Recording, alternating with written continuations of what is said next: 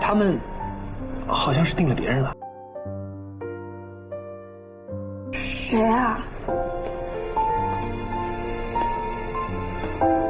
Halo Sobat Rebahan, pernah nggak sih kalian itu sudah ngerasa udah jadi bintang di sekolah kalian? Tiba-tiba ada murid baru pindahan yang dateng cuy. Lebih cantik, lebih pintar, dan main musiknya jauh lebih jago dari kalian. Waduh, paket komplit tuh. Nah, itu dia nasib apa sih yang dialami Yilan cuy, si cewek selo kita di drama To You To Love, yaitu drama Dracin ini cuy. Hari ini kita akan bahas gimana nyeseknya jadi kentang di antara para berlian cuy. Yuk langsung aja kita masuk ke dalam alur ceritanya.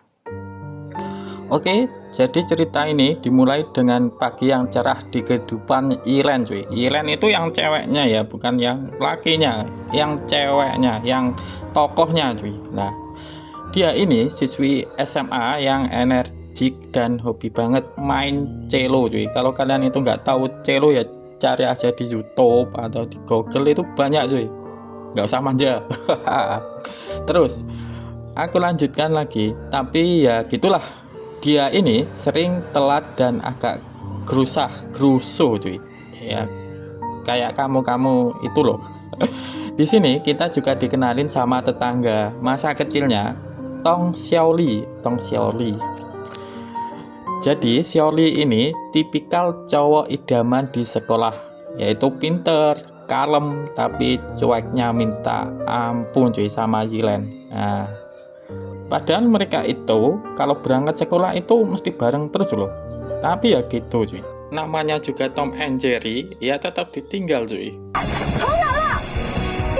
Oke, kita lanjut ke scene berikutnya, yaitu sampai di sekolah. Yilan pede banget mau daftar masuk orkestra sekolah cuy. Pas ketemu gurunya, ternyata kuota pemain cello udah penuh. Ternyata si guru lebih milih murid baru bernama Luo Ningzi yang ada di depan tadi loh. Ningzi ini auranya beda banget cuy. Dia itu elegan, cantik, dan pas dia masuk kelas, semua mata langsung tertuju ke dia cuy. Sialnya lagi nih, Ningzi ini malah duduk di sebelah Xiaoli. Pas Ningzi lihat Xiaoli, tatapannya itu loh, kayak ada sesuatu cuy. Ternyata mereka berdua ini udah kenal lama dari tempat les musik dulu. Di sisi lain, Yilan yang lagi kesel malah kena apes lagi tuh. Ada razia kedisiplinan cuy. Udah jatuh ketimpa tangga pula. Dan Yilan dapat poin pelanggaran gara-gara penampilannya dianggap kurang rapi cuy. Sementara itu si Xiaoli dapat pujian karena peringkat 1 di kelasnya cuy. Jauh banget ya sama Yilan tadi cuy. Beda kasta gitu loh. Iya, beda kasta enggak tuh? 每个班扣1分。我跟4个是一个班的。我知道，一个班扣3分。回头再说说。我和罗宁子呢是在补习班认识的，他和你一样，从小学拉大提琴。Xiaoli cerita ke Yilan kalau Ningzi itu emang jenius cello yang udah menang banyak kompetisi nasional sejak umur 5 tahun cuy. Yilan sebenarnya minder, tapi dia tetap berusaha mau berteman cuy. Dia bahkan diam-diam ngelihat Ningzi latihan dan ngerasa kalau mereka punya selera musik yang sama cuy. 学拉大提琴呢，需要学习环境和家庭的支持。没关系，你已经很努力了，很棒。我知道。走。童小乐，你干什么？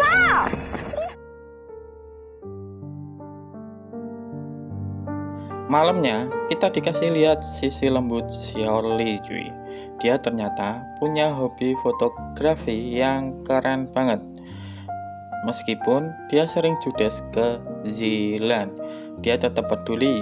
Dia nyuruh Yilan jangan sharing sendirian dan kalau mau apa-apa ajak dia aja. Terus mereka pun masuk ke dalam rumah cuy. Setelah di dalam rumah, Xiaoli pun bertanya, "Kamu menungguku di depan pintu rumahku begitu malam. Apakah Paman Dong melarangmu untuk bermain selo?" Itu kata Xiaoli cuy. Dan Zilan pun memasang muka masamnya. Terus dia berkata, "Tunjukkan padaku hasil fotomu hari ini." Terus Xiaoli pun menunjukkan hasil potretannya cuy. Dan Zilan langsung berkata, "Teknik fotografimu hebat sekali, hasilnya lebih bagus dari yang kulihat di majalah fotografi profesional." Dan Zilan pun lanjut berkata, "Sayang sekali kalau hanya sebagai hobi." Dan terus dia lanjut pergi cuy. Terus kita lanjut keesokan harinya, Zilan dapat ide untuk buat ngajak Ningxi duet bareng cuy. Dia nulis surat pakai perasaan banget tuh. Tapi pas dia mau kasih, dia malah dengerin Ningxi lagi ngomongin dia dengan nada ngeremehin dia cuy. Ningxi bilang kalau level Zilan itu jauh di bawah dia dan nggak pantas masuk orkestra cuy. Zilan yang tadinya mau ngasih surat, akhirnya malah berantem mulut sama Ningxi. Terus Zilan pun berkata, "Kamu tidak pernah mendengarku bermain secara langsung. Kenapa kamu merasa aku tidak pantas menjadi temanmu?" Itu kata Zilan cuy. Terus Ningxi pun menjawab, "Kamu coba mainkan." Terus Zilan ini sambil ngece itu, "Main jam main, siap." Bangke. Dan dia mulai mau main cuy. Dan meminta kayak apa ya, backsound musik cuy. Nah kurang lebih backsound musik. Dan ini lagunya Paganini Caprice. Ini adalah lagu yang sangat sulit, jadi ini teman-temannya pada ngetawain cuy. Dan ini pun ketua bandnya itu sampai bertanya, "Bisakah kamu memainkannya?" Ya karena kesulitan tadi cuy. Dan ini Zilan malah memasang muka cengengesannya cuy. Terus dia lanjut melihat alat geseknya, kok ada yang kayaknya kurang pelumas nih. Nah dia lanjut minta pelumasnya cuy. Rosin itu pelumasnya ya, oke. Terus dia lumasi dulu untuk alat geseknya, terus lanjut dia olahraga bentar, kemudian baru gesek itu. Dan di sini pun Ningxi penasaran dengan kehebatan Zilan cuy. Dan ternyata suaranya wadidaw.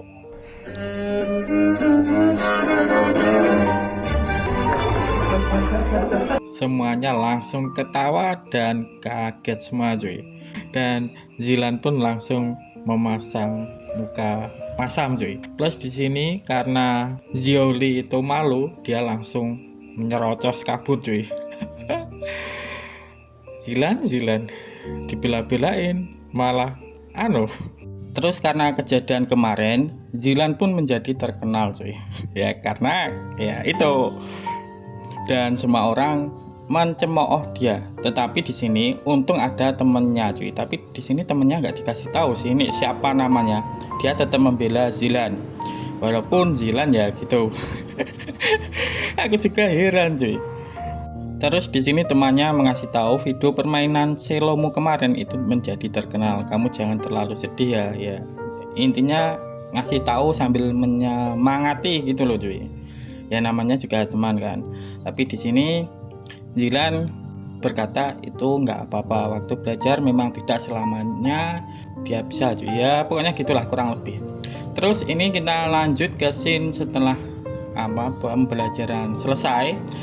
Zilan pun itu pergi ke atap sekolah dan ditemenin Xiaoli cuy. Takutnya ya ada apa-apa karena ya kenaan mental.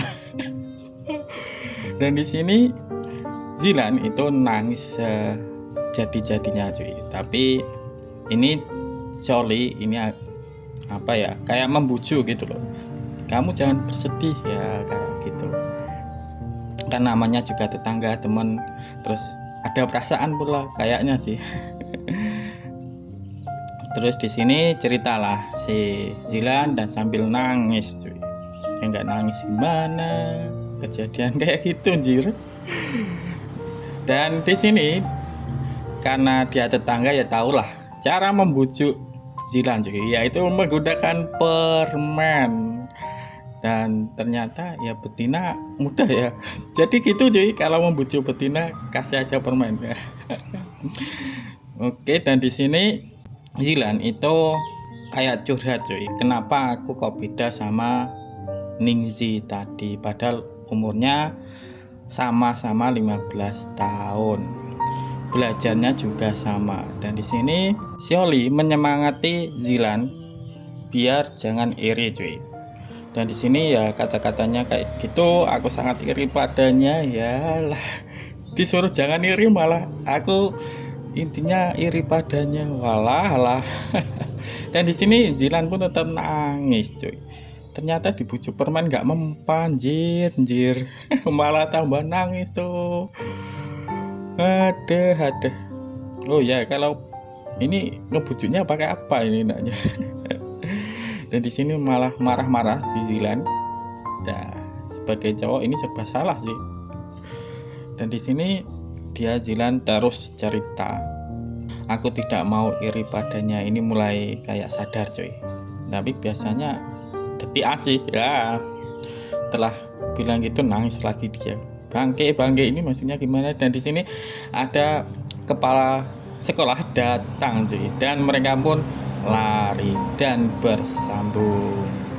Dan ini masih episode 1, jadi nggak tahu untuk endingnya nanti gimana. Tapi intinya untuk episode 1 ini bisa buat pembelajaran, jangan terlalu pede anjir.